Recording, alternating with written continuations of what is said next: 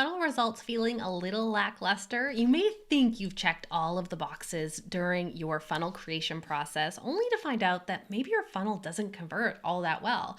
Or perhaps it's not that your funnel isn't working, it's just not delivering to the level that you hoped or expected that it would. Well, hope is on the way, my friend. In this video, we're going to go over the 3 steps to optimizing your funnel so that you can increase your conversions, make a bigger impact, and connect with more of the right people without starting from scratch. Welcome back to Your Content Empire, the YouTube channel dedicated to helping you get more consistent and profitable with your content the easy way. I'm your host, Haley Dale, a content and sales funnel strategist obsessed with bringing you all the latest and greatest in content and marketing. When it comes to your funnel, you might be thinking that somewhere along the way, you must have dropped a ball. Either that, or maybe just funnels are just some hyped up marketing trend that don't actually work for anyone. But before you throw in the towel on your funnel, know this: a sucky first funnel, if that is what you have, is all a part of the process. In fact, even pro-level sales funnels are rarely perfect in their first iterations. Funnel optimization isn't some big red flag or failure. It's actually a completely normal part of the process. Optimizing your funnel is a natural step that all funnel creators should be taking. Whatever you do though, don't throw out your funnel no matter how bad you think it is right now. Your funnel is not broken. It just needs a little tweaking and investigation to reach its full potential. I go through the exact same process with my own funnels and client funnels in my agency as well. Keep in mind here that the process you're about to discover can be done, rinse and repeat over and over again. As an agency, we run through this optimization process every single quarter or so to improve the funnels with our content on demand clients. It's best practice to periodically check the numbers, reflect on the data, and keep testing different tweaks because things may change. Something that worked a year ago may not work as well a year later, right? So go grab your beige trench coat and magnifying glass and let's get started. So if you're ready to get started, step number 1 is to download my free sales funnel audit calculator. Before you can jump in and make optimal changes to your funnel, you have to actually identify where these changes need to be made. My free tool, the sales funnel audit calculator, will help you do just that. Maybe you already have a measurement system in place. If so, that's great. If you don't have one, this is a great free way to get started.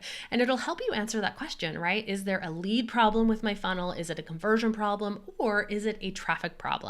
Although it usually can be a combo, usually one of these areas is going to jump out from the audit as the area that needs the most TLC right now. And you can download this down in the description of this episode. The calculator is important because it really saves you from wasting valuable time by allowing you to hone in your focus and attention where it's most needed. This means you can make impactful changes to your funnel right away and start seeing positive results, more positive results sooner. So here are your step 1 action items. Start by downloading my free sales funnel audit calculator or grab your own measurement tool. Then start your audit by gathering your basic funnel information. So the funnel name, the time frame for the audit, important links and goals, just to lay the foundation of your audit and what you're trying to achieve. Then I want you to go and grab those numbers, compile those numbers from all the places that you need to grab them, and then go through your funnel and gather the numbers for the time frame of this audit as requested if you're using my tool in the second tab of my free calculator. You'll be grabbing things like the number of people who've entered it, the number of people who've seen the opt-in page, the number of people who have said yes to that free offer, what happened during the follow-up, how many sales, what the amount of those sales were, and what was that earnings per lead number as just some of those high-level numbers. Then the calculator will do its magic and tell you where you need to focus on first and whether, again, it's a leads problem, a conversion problem, or perhaps a traffic problem. So after you have that, you're going to create your plan and use this information to decide where to focus on first when fixing or optimizing your funnel. And in this post, we are going to be going into, freebie system as well as your offer system and how to optimize those 2 parts of your funnel. Once you're ready, move on to step number 2. So you already have your numbers and we're ready to move on to step number 2, which is to optimize your freebie system. So your freebie system is made up of all of the pieces that go in and support the free gift that your people are exchanging their email address in order to access. This includes the freebie itself, the opt-in page, the thank you page, and the welcome email. Your freebie system can also include the messaging you use for the freebie, as well as the freebie topic and how well it aligns with your audience and a problem that they want solving. The key to optimizing your freebie system is knowing your audience. Who are they? What kind of language do they use? What core problems do they need solved? And how will this freebie help them do just that? Your freebie invites them to solve a small problem and also opens the door for each individual to get to know you and eventually your paid offers too. Without an optimized freebie system, you may be missing out on some crucial opportunities for funnel signups. So here are some suggestions on ways to optimize the various parts of your freebie system. So number one, you could look at the freebie topic and the problem. So does this problem align with something that 80 to 90% of your audience actually needs help with? At the same time, how well does the topic of your freebie align with the offers that are coming in your funnel? So we need to make sure that you're attracting the right people who are eventually going to be interested in your offer, ideally, like going through the right process. Then you can also look at the name of your freebie. I've known a lot of really great freebies that had horrible names and no one downloaded them. So does the name of your freebie convey exactly what it is and what it does clearly and concisely? Can you use a headline and tagline combo to make it more clear and memorable? Then you want to look at the freebie content itself. Are there any missing pieces from the freebie that would increase the value and the chances that your person is going to succeed in solving that small problem that it's supposed to help them solve? Are there extra pieces that get in the way of the goal of the freebie that you could take out? Is there a different format or delivery method for the freebie that would work better? Then we want to think about design, right? After the content, how is it presented? Does the freebie design align well with your brand? Is it appealing but also really simple? Freebie messaging, how well are you framing the problem through your promotional copy as well as on your opt-in page? Are these words that your audience would actually use to describe their problem, or is there some better language you can use?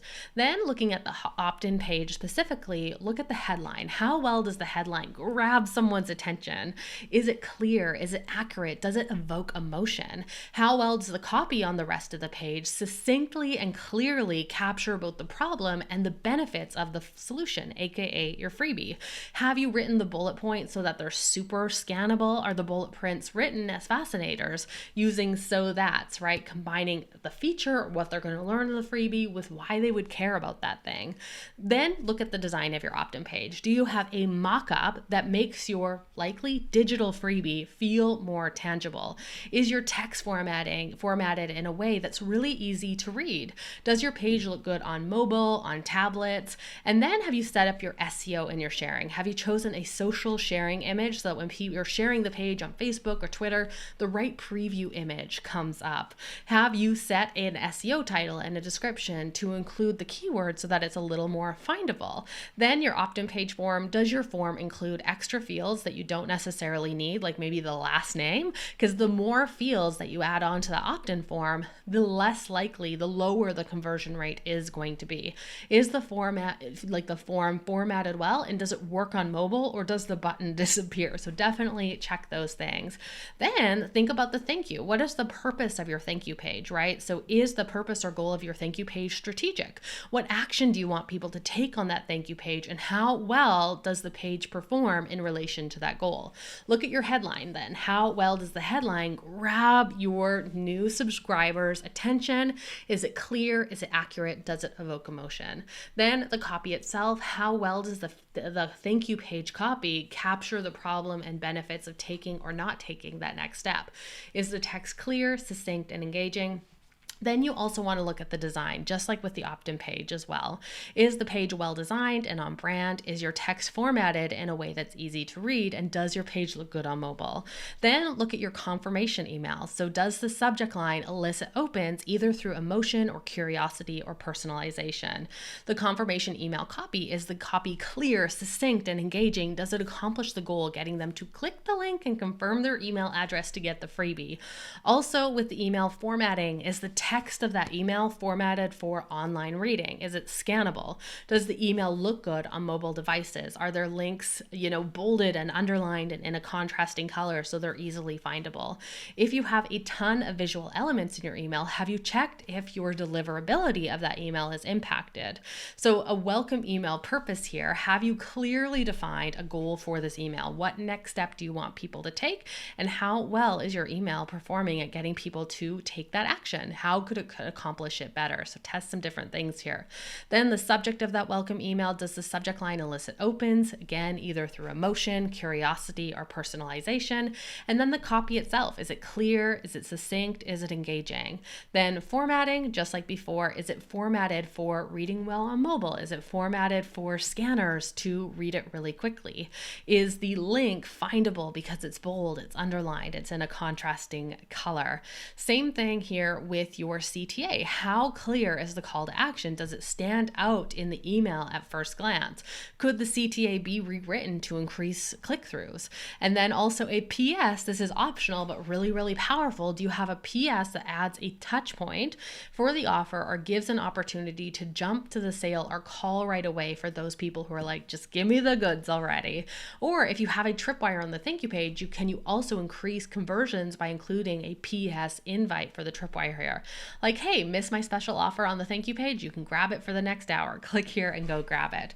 Then your check-in email. If you don't have one, this is one of the most powerful tools for increasing the conversion or the, follow through on people actually using your freebie, to send an email 4 to 6 hours later, reminding them about why they signed up.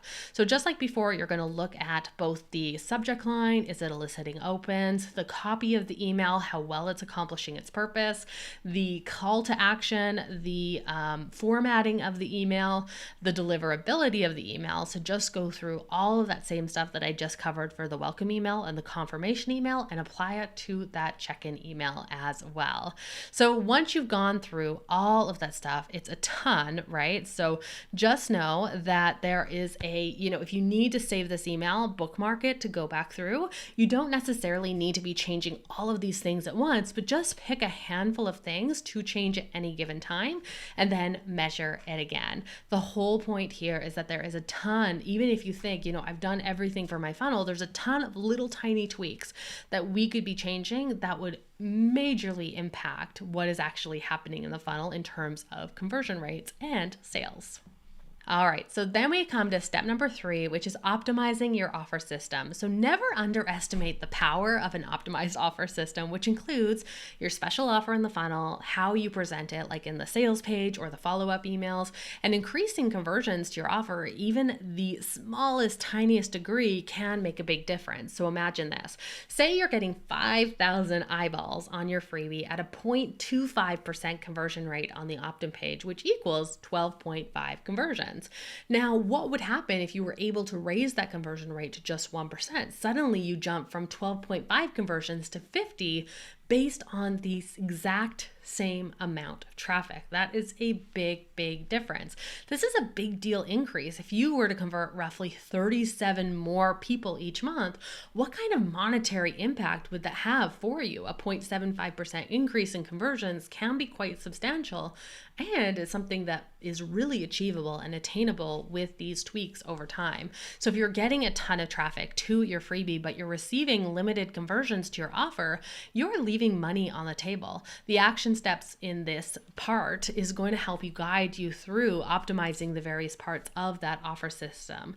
So here are some ideas of what to optimize for your opt-in system. So number 1 is your special offer. So take a look at it and ask yourself, how compelling is the special offer? Is it a can't miss opportunity for my subscribers, for my potential clients or customers?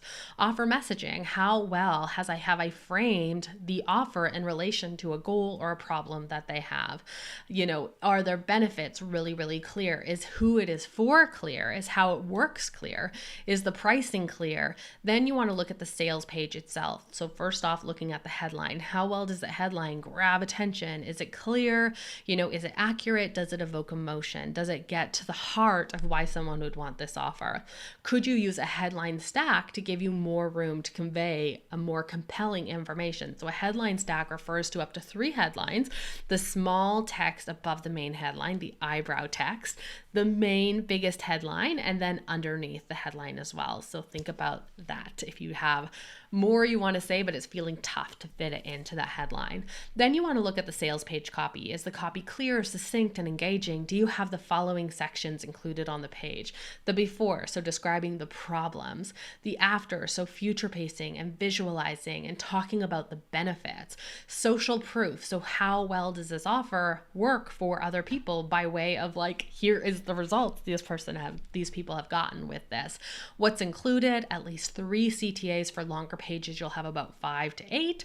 About you, how it works, pricing. And then after that, sales page design. So some tips to consider. Do you have mock-ups that show your offer? Even if it's something digital, can you make it feel more tangible? Is your text formatted in a way that's really easy to read? Does your page look good on mobile? Do you use color blocking to break up the page visually? Then your sales page call to action. So do you include sales call to actions in many different places, and do they stand out from the page? What about your CTA copy structure? Can you try differently, like active verbs or first person? Then you want to look at your checkout page, right? Is the copy on that page reminding them about what they get, so the benefits? The design of the page, of the checkout page, so do you have mock-ups that show that offer again? Is the text formatting clear in a way that's easy to read? Does your CTA pop from the page?